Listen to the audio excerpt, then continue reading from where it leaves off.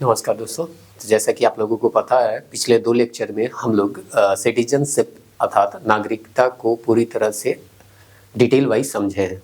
अब इस वीडियो में हम लोग जो भी 2 वीडियो में हम लोग डिटेल वाइज समझे, उनमें जो भी इम्पोर्टेंट फैक्ट है उसको माइंड मैप से रिवाइज कर लेंगे। तो चलिए देर न करते हुए हम लोग सीधे चलते हैं माइंड मैप की ओर, और माइंड मैप से आपका यहाँ पे रिविजन करवा दिया जाता है ताकि एग्जाम के समय आप इसको रिवाइज कर सके। तो जैसा कि आप लोगों को पता है, ये हम लोगों का फर्स्ट चैप्टर का 5वां पार्ट है। तो उम्मीद करते हैं पिछला जो भी आपको माइंड मैप दिया गया होगा उसको आप रिवाइज कर रहे होंगे और वो चीज़ आपको समझ में आ रहा होगा।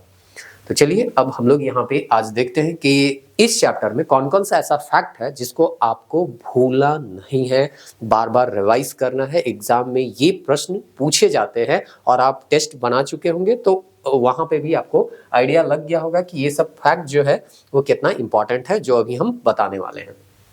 तो सबसे पहले तो यहाँ पे दिया गया था कि 5वां चैप्टर में जो हम लोग पढ़ने वाले हैं वो भाग 2 पढ़ने वाले हैं, यानी कि आपका संविधान के संदर्भ में देखा जाए तो चैप्टर 2 है। संविधान का चैप्टर 2 है, हम लोगों का चैप्टर 2 नहीं है। हम लोगों का तो फर्स्ट चैप्टर का 5वां पार्ट है, ठीक ना।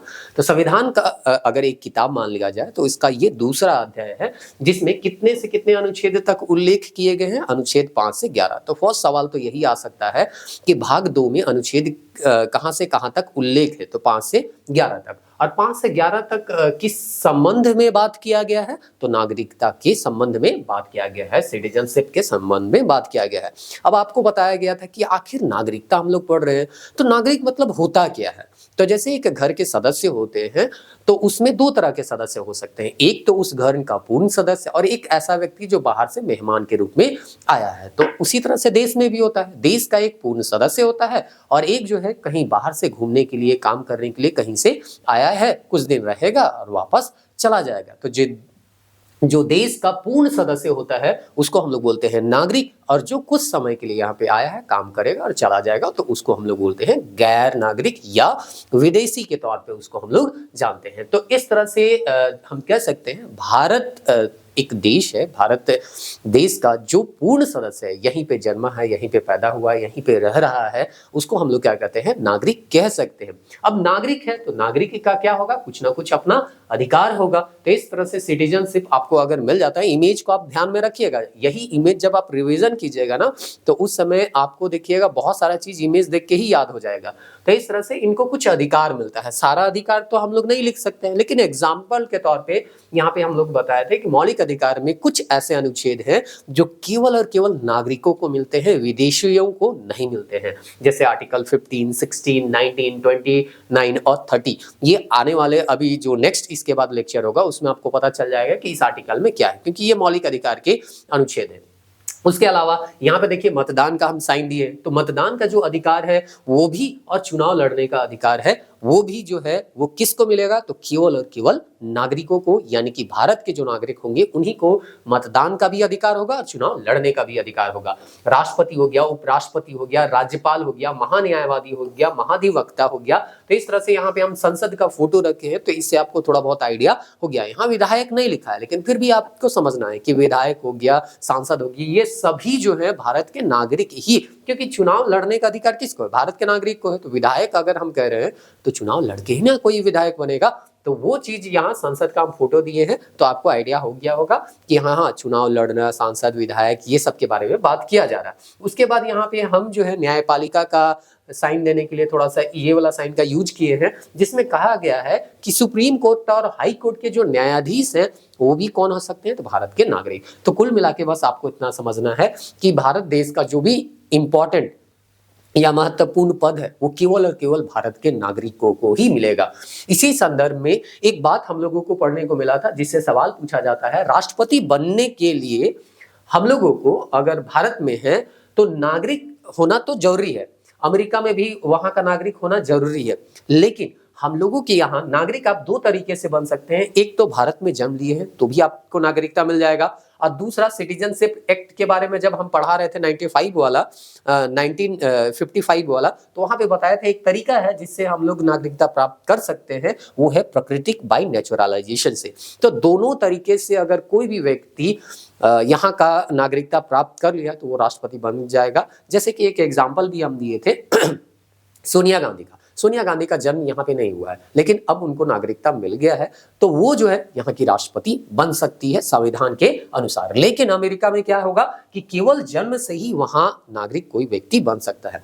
आपको नागरिकता मिल गया, लेकिन आप वहां पे जन्मे नहीं है, वहां आपका जन्म नहीं हुआ है, तो आप वहां के राष्ट्रपति नहीं बन सकते हैं। तो जो वहां जन्म लिया है वही नागरिक वहां का राष्ट्रपति बन सकता है। याद रखिएगा, ये यहाँ राष्ट्रपति का हम फोटो डाले हैं, थोड़ा सा आपको समझ में आ जाएगा कि यहाँ पे हम राष्ट्रपति के संदर्भ में क्या कर रहे हैं, बात कर रहे हैं। अब चलिए गदर की ओर हम लोग शिफ्ट करते हैं। तो आपको क्लास में जैसे जो इमेज का हम बताए थे ना कि पावर पॉइंट में हम जो इमेज का यूज करते हैं, क्लास नोट्स का जो इमेज का यूज करते हैं, उसी को हम माइंड मैप में यूज कर रहे हैं, ताकि ये इमेज छोटा भी रहे ना, तो आप उसको देख के याद कर सके कि हाँ इस इमेज के संदर्भ में सर क्या बताए हैं और इस इमेज के संदर्भ में हम लोग क्या पढ़े हैं। तो चलिए अब हम लोग यहाँ पे भाग 2 के अनुच्छेद 5 से 8 तक के बारे में पढ़ते हैं, जो ये बताता है कि 26 जनवरी 1950 को भारत का नागरिक कौन होगा। हम पिछले 2 लेक्चर में भी आपको बार बार रिपीट किए हैं कि संविधान केवल और केवल उन्हीं लोगों को नागरिक जो है वो है कि नहीं है बताता है जो 26 जनवरी 1950 को भारत में थे।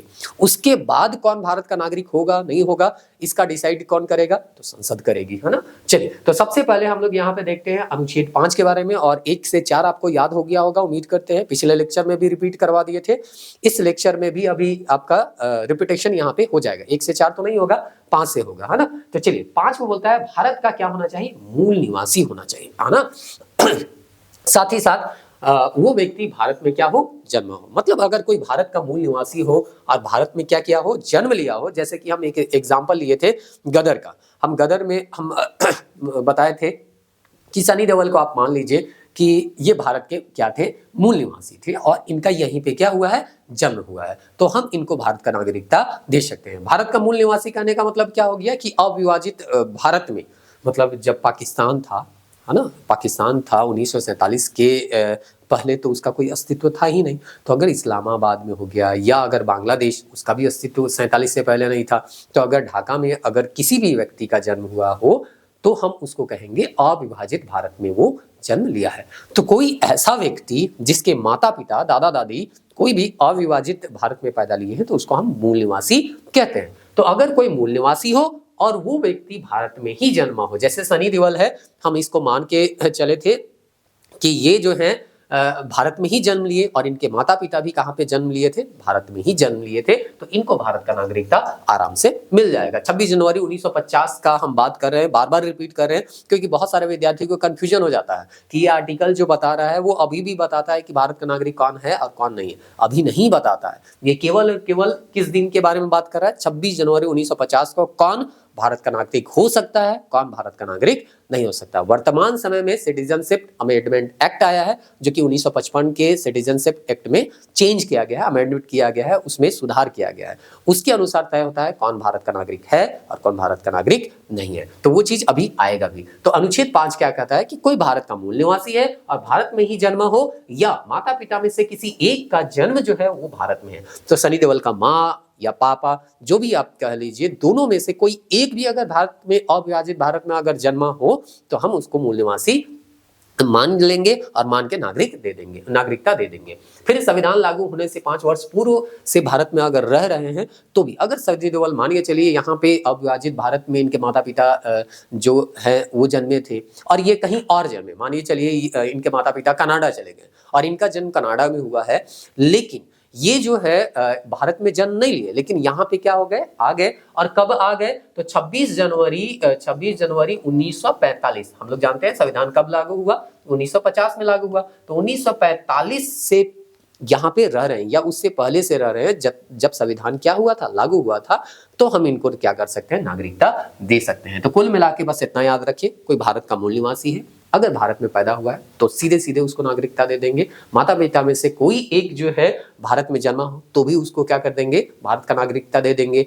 यदि वो संविधान लागू होने से पहले 5 वर्षों से भारत में रह रहा है, अब 47 में या 50 में यहाँ पे हम लोगों का लागू हुआ और कोई 45 से रह रहा है, तो कहाँ भेजेंगे, बोलेंगे ठीक है यहाँ पे अगर तुम इतना दिन से रह रहा है तो यहीं का सदस्य हम मान लेते हैं, अर्थात यहाँ का नागरिकता तुमको दे देते हैं। तो इस तरह से यहाँ पे सनी देओल को नागरिकता मिल गया। अब अनुच्छेद 6 में यहाँ पे हम डाले हैं सकीना मैम का तो इससे भी आपको थोड़ा बहुत आइडिया हो गया होगा कि हम क्या बताना चाह रहे हैं। यहाँ पे हम बताना चाह रहे हैं कि कुछ लोग ऐसे हुए जो पाकिस्तान से कहाँ आ गए, भारत आ गए, तो उनको भी हम लोग क्या किए हैं, भारत का नागरिकता दिए थे। क्योंकि विभाजन हुआ था तो बहुत सारे लोग यहाँ के वहाँ चले गए, वहाँ के यहाँ आए, तो हम लोगों का फर्ज बन रहा था कि ठीक है, विस्थापित होकर अगर कोई लाहौर से आया है दिल्ली तो उनको तो नागरिकता देना होगा ना। वहां से ठीक है विस्थापित कर दिया गया तो कहाँ जाएंगे, वो तो पहले भारत में ही थे। ठीक है, अभी क्या बन गया है, पाकिस्तान और भारत बन गया है। लेकिन जब पाकिस्तान नहीं बना था तो वो भारत का ही हिस्सा है, तो इसीलिए लाहौर से आए हुए व्यक्ति को भी हम क्या करेंगे,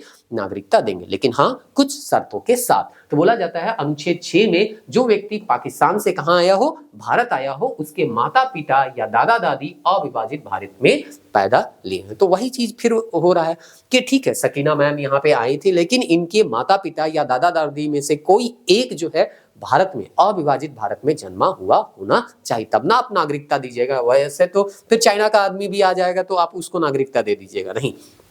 यहाँ पे बोल रहा है जिसको भी नागरिकता चाहिए, जैसे अगर यहाँ पे इस मैम को नागरिकता चाहिए तो इनके माता पिता को यहाँ का अविभाजित भारत में क्या होना हुआ होगा, जन्म लेना होगा, तभी इनको नागरिकता मिल सकता है। तो इस तरह से यहाँ पे ये इनको नागरिकता मिल सकता है। लेकिन इसके साथ साथ एक शर्त भी है। शर्त क्या है, 19 जुलाई 1948 से एक डेट दिया गया, रेफरेंस डेट दिया गया है।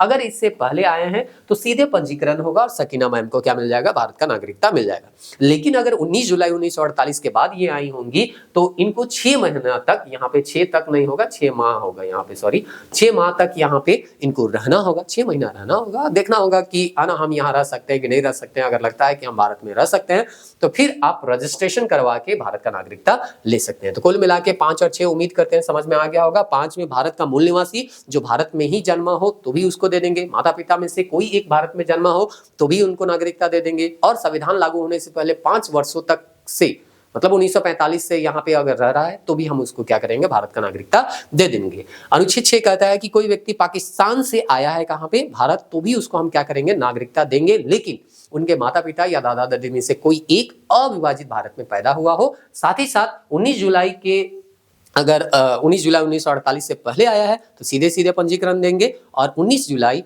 1948 के बाद आया है तो 6 महीना रहने के लिए बोलेंगे, फिर उसका रजिस्ट्रेशन करवा देंगे और उसको नागरिकता दे देंगे। उम्मीद करते हैं 5-6 आपको याद हो गया होगा। अब चलते हैं अनुच्छेद 7 की ओर। अनुच्छेद 7 में यहाँ पे अगर हम देखें तो कहता है 1 मार्च 1947 के बाद भारत से पाकिस्तान में चला गया हो, मतलब यहाँ के लोग भी, जब पाकिस्तान से यहाँ लोग आ सकते हैं तो यहाँ के लोग भी कहाँ जा सकते हैं, पाकिस्तान। तो यहाँ के लोग कोई पाकिस्तान चले गए, मान के चलिए दिल्ली का कोई आदमी जो है वो लाहौर चला गया, अब वहीं बस गया तो वहां का उसको नागरिकता मिल जाएगा। लेकिन हाँ, दिल्ली का व्यक्ति लाहौर गया और वापस उसको लगा कि वहां रहने लायक जगह नहीं है और वापस फिर से कहाँ आ जाता है, दिल्ली आ जाता है, अर्थात भारत आ जाता है, तो हम उसको नागरिकता दे देंगे। इसको एक लाइन हम बोले थे, सुबह का भूला अगर शाम को आ जाता है तो उसको हम भूला नहीं कहते हैं। तो हम कहे ठीक है भैया, तुमको पता नहीं था, क्योंकि 1 मार्च 1947 को थोड़ी पता था कि देश हमारा 2 भागों में बंटने वाला है, तो उस समय तुम चला गया, ठीक है ना, या इसके बाद चला गया। मार्च के बाद अभी हम लोग को जून में पता चलेगा ना, 3 जून को माउंटबेटन प्लान आएगा और वो बोलेंगे कि भारत और पाकिस्तान 2 देश बनेगा, तो इस समय पता नहीं था, वो चला गया। अब चला गया तो वापस आया है तो हम कहेंगे ठीक है, तुमसे गलती हो गया क्योंकि तुमको पता ही नहीं था कि 2 देश बनने वाले थे, तो हम तुमको भी नागरिकता देंगे। लेकिन फिर से वही बात होगा, यहाँ कुछ शर्त रखेंगे, 6 महीना रहने के बाद ही हम तुमको क्या करेंगे, रजिस्ट्रेशन करने के लिए, है ना, योग्य मानेंगे। तो बाद में फिर पुनर्वास के लिए लौट आएगा और 6 महीना रहेगा और उसके बाद रजिस्ट्रेशन करके वो भारत का नागरिकता प्राप्त कर सकता है। अनुच्छेद 8 क्या कहता है, जो भारत के बाहर रह रहा है, कोई अमेरिका चला गया, कनाडा चला गया, ब्रिटेन चला गया, कहीं पे भी चला गया, अब वहां पे चला गया और वहीं पे रह रहा है, तो या वहीं पे उनका क्या हुआ है, जन्म हुआ है, तो हम देखेंगे क्या उनके माता पिता या दादा दादी अविभाजित भारत में पैदा हुए।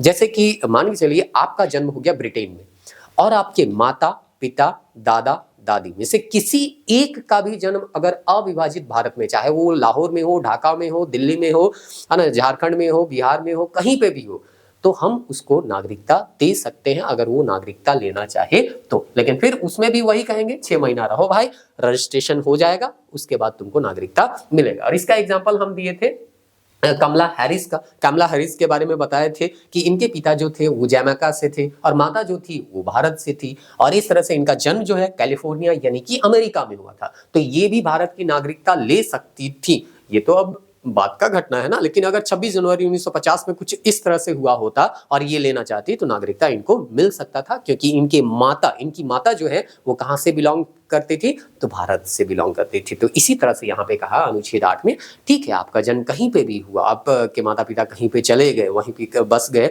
और वहीं पे आपका जन्म हुआ, लेकिन हम देखेंगे कि अगर आपके माता पिता या दादा दादी में से कोई भी एक अविभाजित भारत में पैदा हुआ हो और आप नागरिकता लेना चाहती हैं तो हम आपको नागरिकता दे देंगे। क्यों? क्योंकि आपके माता पिता या दादा दादी में से कोई एक जो है वो भारत का सदस्य रह चुका है, तो आपको भी सदस्यता मिल जाएगा, यानी नागरिकता मिल जाएगा। उम्मीद करते हैं 5 से 8 तक आपको याद हो गया होगा। हम बार बार एक ही चीज को रिपीट कर रहे हैं ताकि आपको सारे अनुच्छेद याद हो जाए। हम आपको बार बार कह रहे हैं कि 1 से 100 तक आपको सीरियल वाइज याद रखना है, बाकी उधर जो इंपॉर्टेंट अनुच्छेद है उसको आप याद रखिएगा। अनुच्छेद 9 जो है वो केवल और केवल एकल नागरिकता के बारे में बात करता है। तो यहाँ पे हम अक्षय कुमार का रखे थे, जिनका विवाद हुआ था, कनाडा कुमार इनको कहा जाता था, क्योंकि कनाडा का नागरिकता ये ग्रहण किए थे, भारत का नागरिकता इनसे छिन गया था। तो इस तरह से अगर किसी दूसरे देश का नागरिकता हम ग्रहण करते हैं तो हम भारत के नागरिकता को खो देते हैं। तो हमारा देश कहता है यदि हमारा सदस्य रहना है तो पूर्ण रूप से हमारा सदस्य बन के रहो, हम दूसरे देश का भी सदस्य और अपने देश का भी सदस्य बनने नहीं देंगे। यानी आप कनाडा के भी नागरिक रहो और भारत के भी नागरिक रहो, ऐसा संभव नहीं है। हम केवल और केवल अपने देश के ही नागरिक हो सकते हैं। किसी दूसरे देश के जैसे हम नागरिक बनेंगे, हमारा देश का नागरिकता यानी भारत का नागरिकता समाप्त हो जाएगा। तो इस तरह से यहाँ पे हम लोग को देखने को मिलता है। अमेरिका में क्या है, राज्य के भी आप नागरिक हैं और देश के भी नागरिक हैं, लेकिन हम लोगों का राज्य के भी नागरिक नहीं। हम झारखंड के निवासी हो सकते हैं, बिहार के, यूपी के, उड़ीसा के, छत्तीसगढ़, सिक्किम, तमिलनाडु, कहीं के भी निवासी हो सकते हैं, आपके नागरिक नहीं हो सकते। हम केवल और केवल किसके नागरिक हैं? भारत के नागरिक हैं, है ना। चलिए अनुच्छेद 10 क्या कहता है, यहाँ संविधान जो है संसद का, यहाँ पे हम इमेज डाले हैं तो संसद से संबंधित कुछ प्रावधान होगा। जो व्यक्ति संविधान के अनुसार नागरिक है, संसद के द्वारा निर्मित कानून के अनुसार भी भारत का ही नागरिक समझा जाएगा। हम उसको किसी भी तरह से ऐसा कानून बना के हम निकाल नहीं सकते और ये नहीं कह सकते कि तुम भारत का नागरिक नहीं है, क्योंकि सुप्रीम जो लॉ है वो हमको बोल दिया कि भारत का नागरिक है। तो संसद जो है वो कैसे हमको नकार सकती है कि तुम भारत का नागरिक नहीं है। तो इस तरह से जो संविधान के अनुसार नागरिक है वो संसद के अनुसार भी नागरिक माना जाएगा।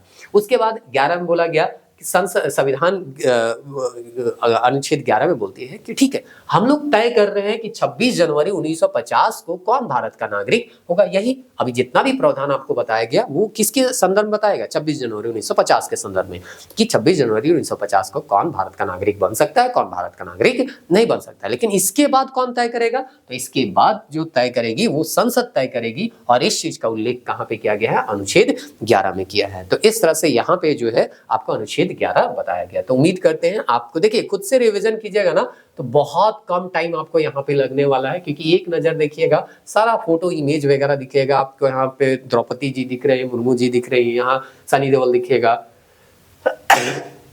माफ कीजिएगा, यहाँ पे सकीना मैम दिख रहे हैं, कमला हैरिस थोड़ा बहुत दिखेगा, यहाँ पे दिखेंगी, और यहाँ पे जो है आपको अक्षय कुमार दिखेंगे, यहाँ पे पार्लियामेंट दिखेगी। तो 2 बार 3 बार 4 बार यहाँ पे पढ़ते जाइएगा ना, तो आपके एक नजर जब ऐसा देखिएगा ना, ये एक पेज है, एक नजर देखिएगा तो आपको समझ में आ जाएगा, हाँ ये जगह क्या बोला है, ये जगह क्या बोला है। हाईलाइटेड करके अनुच्छेद को भी हम यहाँ पे रखे हैं, मतलब एक नजर में आपको सारा चीज दिखेगा। और 2-3 बार आप इसको पढ़ लीजिएगा, तो जब चौथा 5वां बार पढ़िएगा ना, केवल एक बार पेज को ऐसे पलटिएगा और सब आपको एक बार में ही याद हो जाएगा, ठीक ना। चलिए तो आगे हम लोग यहाँ पे देखते हैं कि क्या बोला गया है। चलिए इसको थोड़ा सा जूम कर लेते हैं उसके बाद। तो ठीक है, यहाँ पे 26 जनवरी 1950 को तो कौन नागरिक होगा ये तो संविधान के द्वारा ही बता दिया गया, लेकिन बाद में कौन नागरिक बनेगा नहीं बनेगा इसका जिम्मेदारी किसको दिया गया? संसद को। तो संसद इस जिम्मेदारी को निभाती है और 1955 में एक एक्ट लाती है जिसको सिटीजनशिप एक्ट कहते हैं, जिसमें समय समय पे संशोधन होते रहता है। अभी 2019 में हुआ था, 11 दिसंबर को एक डेट दिया गया था जिसको आप क्वेश्चन भी बनाए थे। तो 11 दिसंबर को ये अमेंडमेंट हुआ जिसको लेके बहुत ज्यादा विवाद भी हुआ था। तो चलिए उसको भी हम लोग आज ही देख लेंगे। तो नागरिकता अधिनियम आया था और इस अधिनियम के तहत हम बताए थे कि सबका फर्स्ट लेटर से अगर हम बनाते हैं तो एक वर्ड बनता है जिसको हम ब्रांड कहते हैं। तो बी से हो जाएगा यहाँ पे अच्छा ऊपर नीचे हो गया ना, अच्छा चलिए ठीक है कोई दिक्कत नहीं, ऊपर नीचे हो गया। बी से बर्थ हो गया, आर से रजिस्ट्रेशन हो गया, ए से एरिया हो गया, एन से जो हो गया बाय डिसेंट हो गया, नेचुरलाइजेशन हो गया, और डी से हो गया डिसेंट। थोड़ा सा आगे पीछे हो गया, कोई दिक्कत नहीं है, हम इसको सुधार देंगे, ठीक ना। चलिए तो इस तरह से यहाँ पे सबसे पहला देखते हैं बाय बर्थ, छोटी सी बच्ची है। तो ये पार्लियामेंट जो है सिटीजनशिप एक्ट लेके आता है, यहाँ पे देखिएगा तो आपको याद हो जाएगा। अब यहाँ पे जैसे इस बच्ची को देखिए आपको याद हो जाएगा कि हाँ बाई बर्थ से संबंधित कुछ यहाँ पे प्रावधान दिए गए। तो बोलता है 26 जनवरी 1950 से लेके 1 जुलाई 1987, क्योंकि 26 जनवरी 1950 तक तो कौन बता दिया, संविधान ही बता दिया, तो उसके पीछे जाके हमको कोई बताने का कोई आवश्यकता नहीं। तो उसके बाद कौन नागरिक बनेगा ये चीज अब बता रहा है कौन, सिटीजनशिप एक्ट 1955। तो 1 जुलाई 1947 तक अगर भारत में कोई भी व्यक्ति केवल जन्म ले लिया तो उसको भारत का नागरिकता मिल जाएगा। यही आपको बताए थे, अगर बांग्लादेशी भी आके यहाँ पे अपना बच्चा पैदा कर लिया तो उसका बच्चा को हम भारत का नागरिकता दे रहे थे, तो ऐसा तो गड़बड़ हो जाएगा ना। कोई भी अवैध प्रवासी आ जाएगा या कोई भी आ गया यहाँ पे उनका बच्चा जन्म ले लिया तो सीधे सीधे उनको नागरिकता मिल जाएगा। तो बहुत सारे अधिकार जो है वो बढ़ जा रहे थे। मतलब देखते हैं ना कि हम लोग बाहर से कोई आ जाता है और वैकेंसी बढ़ लिया या आपके संसाधन को क्या कर रहा है वो यूज कर रहा है तो घट जाएगा ना। अब 4 एक केक है, 4 जन खाना है, बाहर से कोई आ गया अब उस केक को 5 टुकड़ा करना होगा ना। तो इसीलिए हम लोग जो चाह रहे थे वो ये कि जो भारत के पूर्ण सदस्य हैं वो हम ही लोग के बीच के होना चाहिए। ऐसा नहीं है कि कोई यहाँ पे आया और बच्चा पैदा कर दिया तो उसको हम क्या कर देंगे, नागरिकता दे देंगे। तो इसीलिए इस प्रावधान को 1987 में क्या कर दिया गया, चेंज कर दिया गया। और 1987 यानी 1 जुलाई 1987 के बाद 3 दिसंबर 2004 तक ये प्रावधान था कि जन्म के समय माता पिता में से कोई एक भारत का नागरिक होना चाहिए। तो ठीक है, बच्चा जन्म लिया हम उसको नागरिकता देंगे, लेकिन ये भी देखेंगे कि क्या उनके माता पिता में से कोई एक जो है वो भारत का नागरिक है या नहीं है। तो अगर होगा तो देंगे, और अगर कोई चाइनीज आदमी आके यहाँ पे बच्चा पैदा करके जाएगा तो उसको हम थोड़ी नागरिकता देंगे। तो सीधा सा मतलब है 1987 के बाद हम बोले कि माता पिता के बारे में हम पता करेंगे कि वो भारत का नागरिक है कि नहीं। माँ या बाप में से कोई एक भी अगर भारत का नागरिक होगा तो हम उसको नागरिकता देने के लिए तैयार है, लेकिन अगर दोनों का दोनों विदेशी है तो हम उसको नागरिकता नहीं देंगे। फिर यहाँ पे 3 दिसंबर 2004 के बाद ये भी बोला गया कि माता पिता में से भी हम देखेंगे कोई एक अवैध तो नहीं है। मतलब मान के चलिए यहाँ बांग्लादेशी घुसपैठ करके आ गया और कोई आदिवासी महिला के साथ या किसी के साथ शादी कर लिया, तो वो महिला तो वैध है लेकिन पिता जो है वो अवैध प्रवासी है, तो हम उसको भारत का नागरिकता नहीं देंगे, है ना। तो इस तरह से यहाँ जो है भारत का नागरिकता नहीं मिलता है इनको। फिर अगला है यहाँ पे कुछ रजिस्ट्रेशन करके हम यहाँ पे दिखाए हैं, तो इससे समझिएगा। भारतीय मूल का व्यक्ति आपको हम बताए हैं जो 1947 15 अगस्त 1947 से पहले अविभाजित भारत में जिनके माता पिता यहाँ पे क्या किए हों, जन्म लिए हों, उसको हम लोग क्या कहते हैं, भारत के मूल निवासी भारतीय मूल का व्यक्ति हम कहते हैं, जो आवेदन देने से ठीक पूर्व 7 वर्षों तक भारत में रह चुका है। आपको रजिस्ट्रेशन के माध्यम से अगर यहाँ का नागरिकता लेना है तो आप 7 साल लगातार यहाँ पे रह लीजिए। 7 साल अगर रह लीजिएगा तो आप रजिस्ट्रेशन के लिए एलिजिबल हो जाइए, रजिस्ट्रेशन करवा लीजिए, नागरिकता मिल जाएगा। फिर आप मजे में नागरिकता का जो फायदा है उसको लीजिए। भारतीय नागरिक से विवाह करने के बाद 7 वर्ष आपको रहना होगा।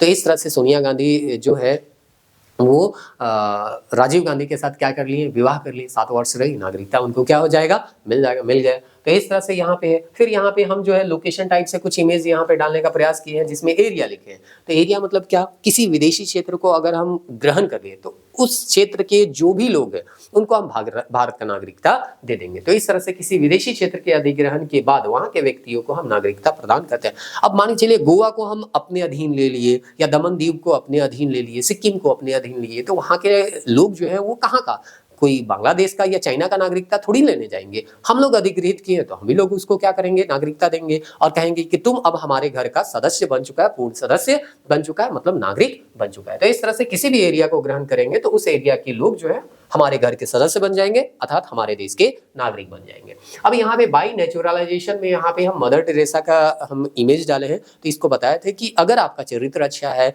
या आप किसी क्षेत्र में बहुत बड़े विशेषज्ञ हैं तो भारत सरकार आपको क्या कर सकती है, नागरिकता दे सकती है। तो आपका चरित्र अच्छा होना चाहिए। 8वीं अनुसूची में जो भी भाषा है उसमें से किसी एक भाषा का आपको अच्छा ज्ञान होना चाहिए। मूल देश की नागरिकता को आप त्याग कर दें, क्योंकि हम लोग जो है कहते हैं आर्टिकल 9 की हम लोग एकल नागरिकता ही देंगे। केवल और केवल आप भारत के ही नागरिक हो सकते हैं, किसी दूसरे देश के नागरिक नहीं हो सकते। और संविधान के प्रति तो आपको निष्ठा रखना ही होगा, नहीं तो कैसे दिया जाएगा। साथ ही साथ इसके अलावे बोला जाता है कि अगर किसी क्षेत्र में आप विज्ञान के क्षेत्र में दर्शन, कला, साहित्य, विश्व शांति या मानव उन्नति के संबंध में अगर विशेष स्थान रखते हैं तो भी हम आपको क्या कर सकते हैं, नागरिकता दे सकते हैं, जैसे कि मदर टेरेसा को दिया गया। उसके बाद यहाँ पे दिया गया है, लेकिन इसके साथ नेचुरलाइजेशन के साथ हम क्या कर सकते हैं, नागरिकता दे सकते हैं, लेकिन इसके साथ कुछ शर्त है। आवेदन देने से पहले 12 माह तक से भारत में रह रहा हो। जैसा कि हम आपको डिटेल लेक्चर में बताए थे, अभी मानिए चलिए अगस्त 2025 चल रहा है या दिसंबर 2025 चल रहा है, तो दिसंबर 2025 चल रहा है तो आप दिसंबर 2024 से यहाँ रह रहे हैं, तभी आप जो है रजिस्ट्रेशन के लिए अप्लाई कर सकते हैं, नहीं तो अप्लाई नहीं कर सकते हैं। साथ ही साथ 14 वर्षों में से कम 11 वर्ष तक भारत में रहा हो या भारत सरकार की सेवा में रहा हो। तो ऐसा नहीं है लगातार आप पिछले 12 महीने से रह रहे हैं तब तो आप रजिस्ट्रेशन देंगे, लेकिन पिछला 14 साल से भी आप भारत में रह रहे होने चाहिए क्यों, और उनमें से भी 11 साल आप लगातार रहिए, और हो सकता है 2-3 साल आप कहीं विदेश में चले गए, अमेरिका में काम कर रहे थे या कहीं पे भी काम कर रहे थे, या 14 साल में से ज्यादातर समय आपको भारत सरकार की सेवा में होता है ना कि आप मान के चलिए आईएफएस के अधिकारी हो गए, फॉरेन सर्विस आपका लग गया, अब कहीं ज़्यादा समय आपका पाकिस्तान में बीत रहा है, अमेरिका में बीत रहा है, कनाडा में बीत रहा है, तो आपको ऐसा थोड़ी है कि आपको कहेंगे कि आप भारत के बाहर थे, आप भारत सरकार की ही सेवा में थे, ठीक है इस क्षेत्र से बाहर थे लेकिन भारत सरकार की सेवा में थे। तो इस तरह से आपको कितना साल रहना है इस स्थिति में, तो 14 में से 11 साल रहना है, और इसी को अभी सिटीजनशिप अमेंडमेंट एक्ट में 5 वर्ष किया गया है, याद रखिएगा, ठीक ना। तो चलिए, तो ये था आपका बाय नेचुरलाइजेशन की आपको रजिस्ट्रेशन करवाने से पहले लगातार 12 महीना भारत में ही रहना है, और पिछले 14 वर्षों में 11 वर्ष आप भारत में रहे हो या भारत सरकार की सेवा में रहे हो। चलिए अब आगे आता है बाय डिसेंट, वंश से विदेश में जन्मा बच्चा जिसके, यहाँ जिसके नहीं होगा, जिसके पिता भारत के नागरिक हो 26 जनवरी 1950 से 10 दिसंबर 1900 पूर्व तक ये प्रावधान था। अगर कोई विदेश में बच्चा जन्म ले लिया और उसका पिता अगर भारत का नागरिक हो तो हम उसको वंश से, कि हम कहेंगे फलाना वंश का ये था, उसको हम नागरिकता दे देंगे। लेकिन यहाँ तो भेदभाव हो गया था, आपको बताया भी थे लिंग के आधार पे कि हम पुरुष को तो वैल्यू दे रहे हैं, महिला का वैल्यू नहीं दे रहे हैं। तो 10 दिसंबर 92 से लेकर 2004 तक, 3 दिसंबर 2004 तक बोला गया माता पिता में से कोई एक भी अगर भारत का नागरिक हो तो हम उसको नागरिकता दे सकते हैं। उसके बाद 3 दिसंबर में फिर वही बात बोला गया कि जन्म के 1 वर्ष के भीतर भारतीय कॉन्सुलेट में पंजीकरण कराना होगा। अब बच्चा पैदा लिया है कनाडा में, तो भारत सरकार का जो भी वहाँ पे कार्यालय है वहाँ पे जाके आपको बताना होगा ना कि हाँ एक बच्चा जन्म लिया है, तब ना भारत सरकार को पता चलेगा। नहीं तो ना पता चल रहा है थोड़ी ढूंढ ढूंढ के खोजते रहेगी कहाँ भारत का बच्चा जो है वो जन्म लिया है। तो इस तरह से आपको जानकारी देना होगा, तभी उनको नागरिकता मिलेगा। फिर है नागरिकता की समाप्ति, ये तो अभी कैसे मिलेगा यहाँ हम लोग पढ़ रहे थे, अब कैसे छिन जाएगा। आप खुद ब खुद क्या कर दीजिए, त्याग दीजिए, तो हो सकता है छिन जाए, या स्वेच्छा से किसी अन्य देश का नागरिकता आप ग्रहण कर लेते हैं। अक्षय कुमार अगर कनाडा का नागरिकता ग्रहण कर लेते हैं, भारत का नागरिकता है ना सीधे सीधे क्या हो जाएगा, समाप्त हो जाएगा। या आपको वंचित कर दिया जाए, नागरिकता फर्जी तरीके से आप लीजिएगा तो आपको क्या किया जाएगा, उसे हटा दिया जाएगा। पंजीकरण या प्राकृतिक नागरिक से अगर 5 वर्ष के दौरान नागरिक को किसी देश में 2 वर्ष की कैद हुई हो तो भी हम क्या करेंगे, उसको नागरिकता नहीं देंगे, छीन लेंगे। जैसे कि आपको अभी बताया गया, आप पंजीकरण से रजिस्ट्रेशन करके या बाय नेचुरलाइजेशन से आप क्या कर सकते हैं, नागरिकता ग्रहण कर सकते हैं। अब मानिए चलिए आप अमेरिका का आदमी थे, आपको हम नागरिकता दे दिए, अपना घर का सदस्य बना दिए।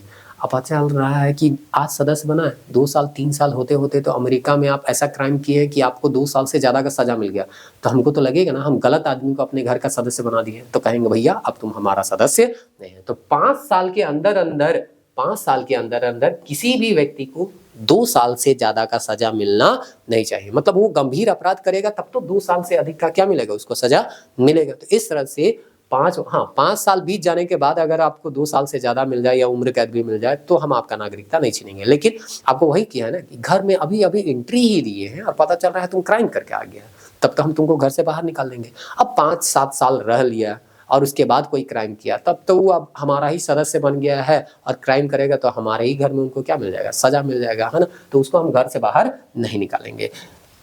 चलिए फिर है नागरिक सामान्य रूप से भारत में 7 वर्षों से बाहर रह रहा हो तो भी हम उसको क्या कर देंगे, उसका नागरिकता को समाप्त कर देंगे। तो आपको 7 साल रहने के बाद यहाँ का नागरिकता मिल जाता है, 7 साल बाहर रहिएगा तो नागरिकता आपका क्या हो जाएगा, छिन भी सकता है।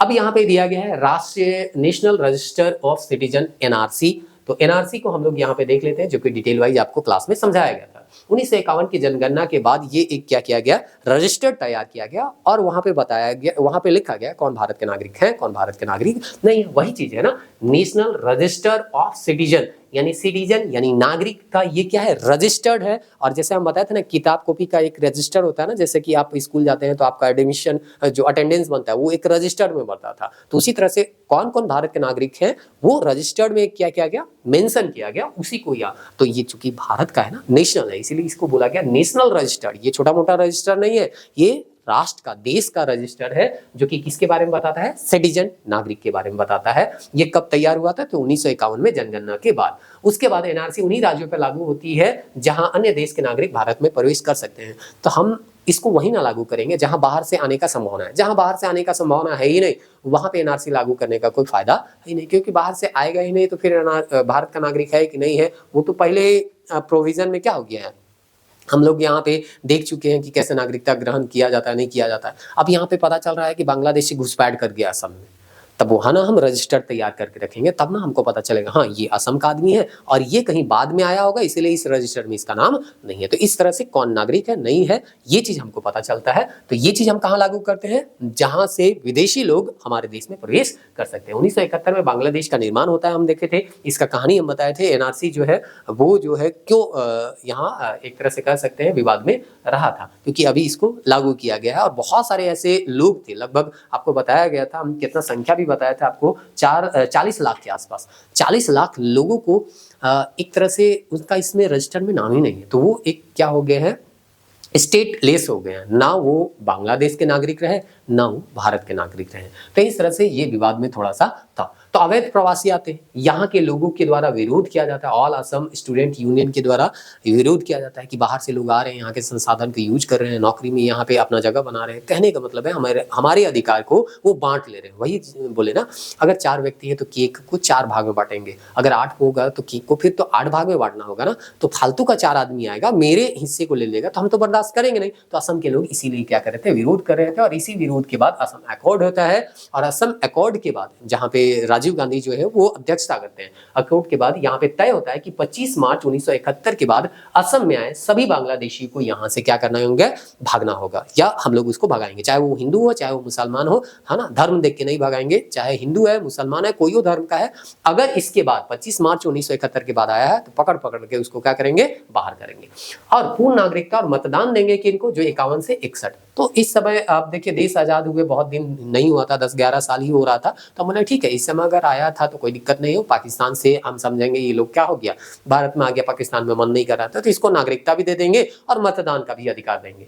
लेकिन 61 से 71 तक अगर आया होगा तो नागरिकता तो दे देंगे, नागरिक होने का बहुत सारा अधिकार दे देंगे, मतदान का अधिकार उनको नहीं मिला था। तो ये असम अकॉर्ड है, इसका ये प्रावधान है। उम्मीद करते हैं ये सब प्रावधान को आप याद रखिएगा, टेस्ट में ये क्वेश्चन भी आपको देखने को मिला होगा, आप लोग बनाएंगे। नागरिकता संशोधन विधेयक, अभी हम लोग देखिए नागरिकता एक्ट जो आता है, सिटीजनशिप एक्ट जो आता है, वो कब आता है, 1955 में। इसी में अमेंड किया जाता है टाइम टू टाइम में। अभी फिलहाल में इसको 11 दिसंबर, यहाँ पे 9 से 12 दिखे हैं, तो जो MCQ आया था उसमें एग्जैक्ट 11 दिया हुआ था। तो ठीक है, एक ही दिन पास नहीं होता है, लोकसभा जाता है, राज्यसभा जाता है, उसके बाद राष्ट्रपति होता है, तो प्रोसेस होता है। तो इस तरह से 9 से 12 दिसंबर आपका यहाँ पे दिया गया था। इसी समय ये संशोधन विधेयक जो है वो क्या होता है, पारित हो जाता है। और इसमें कहा गया था अफगानिस्तान, बांग्लादेश, पाकिस्तान के हिंदू, सिख, बौद्ध, जैन, पारसी और ईसाई यानी मुसलमान को यहाँ पे हम लोग इंक्लूड नहीं किए थे। ये चीज आपको बताया गया था, इसीलिए इसका भी विरोध हो रहा था कि को अवैध प्रवासी नहीं माना जाएगा यदि कोई 31 दिसंबर 2014 को या उससे पहले भारत आया हो, तो उसको हम लोग अवैध नहीं मानेंगे। अवैध मतलब क्या है, जिसके पास वैध पासपोर्ट ना हो, यात्रा दस्तावेज के बिना वो भारत में क्या किया हो, रह रहा हो, या जो अपने निर्धारित समय से ना, आपको 2 महीने के लिए भारत में भेजा गया था, पूरा हो जाने के बाद भी यहीं पे है, तो आप अवैध हो जाइएगा, ठीक ना। तो इस तरह से यहाँ पे बोला गया इन सबको, आपके पास पासपोर्ट नहीं है फिर भी अगर 31 दिसंबर 2014 को या उससे पहले भारत में अगर आप आए हैं तो आपको अवैध हम नहीं मानेंगे। हम ये मान के चलेंगे वहां से आपको प्रताड़ित किया गया, इसीलिए आप वहां से क्या हो गए, विस्थापित होके यहाँ पे आ गए, तो हम आपको क्या करेंगे, भारत का नागरिकता दे देंगे। पहले हम लोग अवैध मानते थे, 1955 के एक्ट के अनुसार वो अवैध हो जाते, लेकिन अब 2019 के अनुसार वो अवैध नहीं होंगे। तो इस तरह से यहाँ पे बोला गया सिटीजनशिप जो एक्ट आया था 1955 में, उसमें अमेंड किया गया और बोला गया आवेदन की तिथि से 12 महीने पहले तक भारत में निवास और 12 महीने पहले से 14 14 वर्षों में से 11 वर्षों तक भारत में बिताने की शर्त पूरी करनी होगी। ये अभी तुरंत आपको बताया, अभी ऐसे गोल करके बताया था ना, इसी 11 को क्या किया गया है, 5 किया गया था। तो वहां पे बताया था ना कि रजिस्ट्रेशन के लिए आप क्या कर रहे हैं, अप्लाई कर रहे हैं, पंजीकरण आपको करवाना है कि हमको भारत का नागरिकता दे दो। तो आपको लगातार 12 महीनों से यहाँ रह रहा होना होगा, तभी आप रजिस्ट्रेशन के लिए अप्लाई कर सकते हैं। साथ ही साथ आपको देखिएगा क्या आप पिछले 14 साल से यहाँ पे थे, तो हाँ 14 साल से आप थे। 14 साल में से क्या 11 साल आप यहीं पे बिताए, हाँ 2-3 साल आप हो सकता है विदेश में इधर उधर घूमने के लिए गए होंगे, कोई दिक्कत नहीं है, लेकिन क्या 11 साल यहाँ पे बिताए, तो हाँ यहाँ पे बिताए, तब आपको नागरिकता दे सकता था। लेकिन अब क्या 11 साल नहीं दिखेगा, अब केवल 5 साल दिखेगा। इसीलिए तो 14 था, 19 को ये एक्ट आया था और ये 14 का बात कर रहा था। तो इस तरह से यहाँ पे 5 साल का ही गैप देखने को मिला। तो 5 साल भी अगर आप यहाँ पे भारत में रहे तो हम आपको नागरिकता दे देंगे। लेकिन वही है, 3 देश और जो धर्म का उल्लेख किया गया है, बस उन्हीं धर्मों के लोगों को। इसीलिए विवाद हो रहा था कि यहाँ पे धर्म देके काम किया जा रहा है। ये प्रावधान संविधान की 6ठी अनुसूची में शामिल असम, मेघालय, त्रिपुरा, मिजोरम में ये लागू नहीं होगा, AMTM में नहीं लागू होगा। तो यहाँ पे टाइम हम दिए हैं, यानी कि टाइम का बात हो रहा है, 11 वर्ष को घटा के 5 वर्ष किया गया है, इसीलिए। उसके बाद तो 6ठी अनुसूची में ये सब लागू नहीं होगा। साथ ही साथ ये कहाँ नहीं लागू होगा, तो बंगाल ईस्टर्न फ्रंटियर के रेगुलेशन 1873 के तहत जो इनर लाइन परमिट है, तो इनर लाइन परमिट जो है वो अंग्रेज बनाई थी। 2 समुदाय था, आपस में भिड़ जा रहे थे, इसीलिए एक परमिट बना दिया गया, एक लाइन बना दिया गया। इस समुदाय को इधर जाना है तो परमिट लेना होगा, इस समुदाय को इधर आना है तो परमिट लेना होगा। तो इस तरह से सरकार को पता चल जाता था कि ये लोग इधर उधर हो रहे हैं, तो वो सतर्क हो जाती थी। तो इसीलिए इनर लाइन परमिट यहाँ पे लाया गया।